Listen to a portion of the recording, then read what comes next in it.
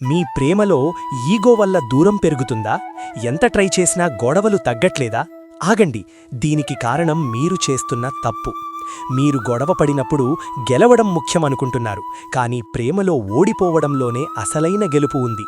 దీనికి సాక్షాత్తు శ్రీకృష్ణుడే పెద్ద ఎగ్జాంపుల్. మీ రిలేషన్షిప్ స్ట్రాంగ్ అవ్వాలంటే మేల్ ఈగో తగ్గాలి, ఫీమేల్ ఎమోషన్ గెలవాలి. వస్తున్న రాధా గోవింద పూజా రోజు రాధమ్మ ఫోటో ముందు మిశ్రీ పెట్టండి.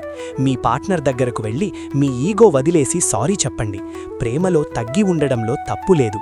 మీకు తెలియని ఫ్యాక్ట్ ఏంటి అంటే, రాధాదేవి అలిగినప్పుడు ప్రపంచాన్నే శాసించే శ్రీకృష్ణుడు ఆమె కాళ్ల మీద తలపెట్టి, ప్రియే నువ్వలిగితే నా సృష్టి మొత్తం చీకటి అయిపోయింది అని వేడుకున్నాడు. దేవుడికే తప్పలేదు సారీ చెప్పటం.